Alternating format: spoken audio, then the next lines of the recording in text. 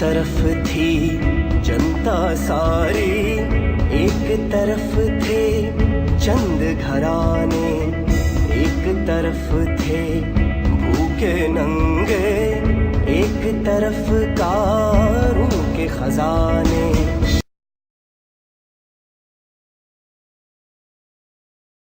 देख रहा हूँ ये सिस्टम वाकई जो ताकतवर हैं, दौलतमंद लोग हैं, उनके ही हक में हर चीज़ करता है।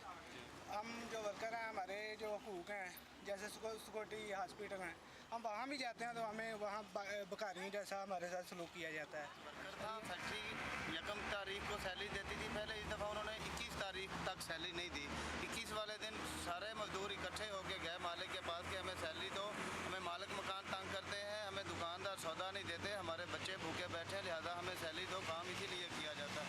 तो मालिक उसे कहने उस वक्त उसने कहा कि भाई कल आप लोगों को सैलरी मिल जाएगी, और वाकई कल उसने सैलरी दे दी। मगर ये हुआ कि जो बंदा उन वर्करों में से लीड कर रहा था, हीरा मसीह, उसे कहा कि भाई तुम बड़े लीडर बनते हो, तुमने इधर फैक्ट्री में यूनियन बना दिया, लिहाजा तुम्हें आपसे काम पे फारिग किया जाता है। उसे फारिग कर दिया गया।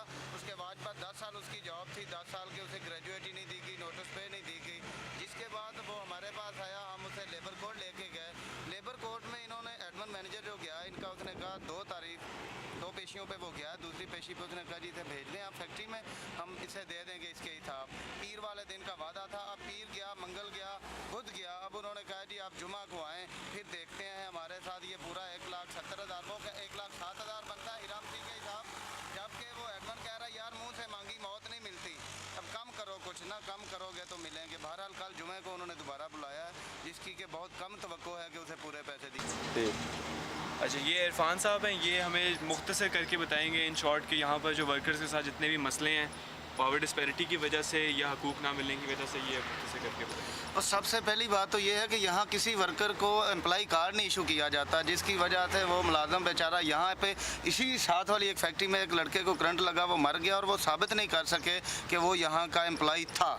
तो सबसे पहली बात यह है कि एम्प्लॉय कार्ड मिले मज़दूर को, ताकि जो एक रजिस्टर्ड वर्कर के हकूक़ हैं वो उनका कम अज़ कम मुतालबा कर सके अदालत जाके। जब एम्प्लॉय कार्ड मिल जाएगा तो फिर वर्कर कर सकता है मुतालबा सोशल सिक्योरिटी दी जाए, जो कि आजकल नहीं दी जा रही। सोशल सिक्योरिटी नहीं दी जा रही, ग्रेजुएटी नहीं दी जा रही, डबल ओवर टाइम नहीं दिया जा रहा, सालाना छुट्टियां, education fund, marriage grant, union शादी का हक कतई तौर पे कुछ नहीं वर्कर को दिया जा रहा। बल्कि यहाँ तक कि गवर्नमेंट ने जो कम अज़ कम तनख्वाह 6,000 रुपये मुकर्रर की है एक वर्कर की, वो नहीं दी जा रही। यहाँ आज भी आपको 3,000 रुपये पे वर्कर मिलता है, जो 12 घंटे, यही साथ फैक्ट्री खड़ी है, मैं आपको लिए चलता हूँ, 12 घंटे ड्यूटी करता है और शाम को 3,000 रुपया मिलता है। सितम ये है कि वो अपना मुद्दा, वो अपना केस नहीं कहीं पे जाके कर सकता, क्योंकि सबसे पहले अदालत कहेगी कि हाँ, लेबर कोर्ट ये कहेगा कि हाँ भाई बताओ आपके पास सबूत क्या है, उसके पास एम्प्लॉय कार्ड नहीं। तो पहला काम यही किया जाना चाहिए, हुकूमत से मुतालबा है हमारा कि कम अज़ कम ये किया जाए कि तमाम फैक्ट्रियों को पाबंद किया जाए कि वो अपने वर्कर्स को एम्प्लॉय कार्ड इशू करें, ताकि वर्कर्स अपने हकूक़ हासिल कर सकें। उसके बाद ये है कि वर्कर्स में शऊर आम किया जाए कि वो भी अपने हकूक़ हासिल करने के लिए मुतहद होकर जिदोजहद कर सकें। इसके बगैर पाकिस्तान में शायद मजदूर तबके के हालात नहीं बेहतर हो सकते।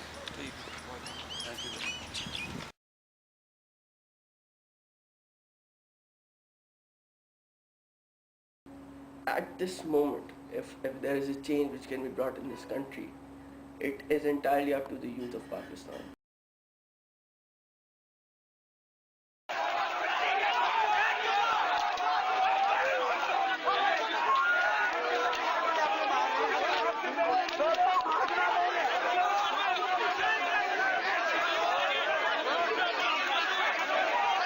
Different movements going on in the country in the previous days. We had the lawyers movement and whatnot, and we saw that the students were pretty proactive in it. What I believe is that that wasn't the right way to go about it. Times have changed. The revolution is not about going out on the streets or assaulting people or trying to topple governments. It's a different war altogether. लाएंगे जिस तरह अल्लामा इकबाल लेकर आए थे, वो एक soft revolution है। Revolution जो आइडियोलॉजी, इमोशंस, रोमांटिसिज्म और प्यार की बुनियाद पर होती है, वो टॉलरेंट होती है। जिस तरह अल्लामा इकबाल लेकर आए, कौम को तैयार किया, कायद-ए-आज़म को तैयार किया, आइडियोलॉजी दी, इनको जोड़ दिया, एक विजन दिया, एक मिशन दिया, बिशारत दी, खुशखबरी दी, और कौम के अंदर से कायद-ए-आज़म और लियाकत अली खान पैदा हो गए। और उन्होंने पाकिस्तान हासिल कर लिया। दूसरा तरीका वायलेंट है, दूसरा तरीका खूनरेज है कि कोई फौजी इनकलाब आए, कोई तालिबान की तरह का इनकलाब आए जो बहुत खून बहेगा फिर उसके अंदर। हम चाहते हैं कि वो वक्त ना आए, लेकिन उसका तरीका यही है कि इस आइडियोलॉजी को रिवाइव किया जाए। इस पाकिस्तान की सवाल आपसे ये है, वो ये है कि इस मुल्क के जो जवान जो तबका है, ठीक है, वो भी कोई 7-8 करोड़ है इस मुल्क में।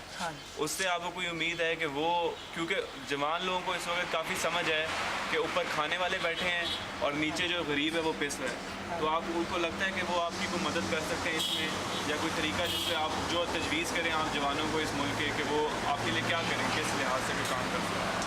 हम एक पार्टी बनाना चाहते हैं और पार्टी में वो नौजवान जो वो मुनज़्ज़म हो, और वो जो 9 करोड़ या 10 करोड़ नौजवान बनते हैं वो मुनज़्ज़म होकर गरीब तबके के ऊपर काम कर सकते हैं। और ये जो ये जो लोग हैं अपना ऊपर के लोग हैं, ये नहीं कर सकते, नीचे वाले तबके के ऊपर गुर्बत ख़त्म नहीं कर सकते। बिल्कुल सही, ठीक है जी, मेहरबानी बहुत बहुत आप।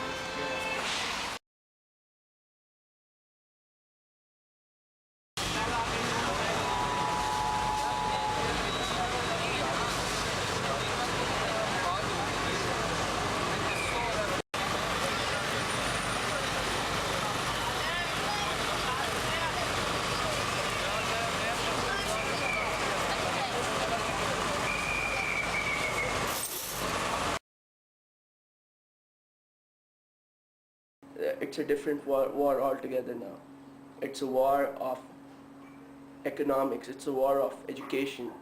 We need to be economically stable, we need to be educated, we need to be academically stable. And that's how we can bring about the revolution. That's how we can bring unity. People say that we don't have unity here. People say Balochistan is falling apart, NWFP is falling apart. And they come to different people, they come to me, they're like, what is the solution? I personally believe education is the only solution available to us. You cannot talk about economic disparity at this time. You have resources, you have everything. If you're talking about allocation, that's a different story. But only if people are educated, do they know their rights. We had this movement that people said we want justice. You cannot have justice, you cannot demand justice if you're not educated. Why was it that it was the 1% of the 1% or the elites which were out on the street, whereas the other people were least interested? And we went up to them, we asked them why they weren't taking active part in it, and they were like, we are more concerned with our daily bread and butter. We don't care even if we have a chief justice or not. So that is the thing, we need to bring awareness. And how we bring awareness? As I said, it's entirely in the hands of the youth. If there is going to be a revolution in this country, the youth are going to bring it.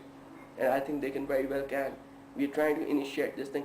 We have to first realize our own potential. If we want to bring revolution, we don't need to take up arms and go fight people. What we need to do is take up our pens and study. We need more research scholars. We need more researchers. We need more economists. We need more entrepreneurs. We need more businessmen over here. This is our future. What we have to do is, we have to do now, whatever we have to do. Because what we do now will define our future. What we do now is so crucial that it could even determine whether Pakistan stays in the future or not. So my personal request to everyone who is listening to me, or whoever gets a wind of it, is please step up to your own potential. Unite, realize your own potential, realize what role you have to play in this country. Unite under reform. The change is around the corner. As we say again, make yourself part of it.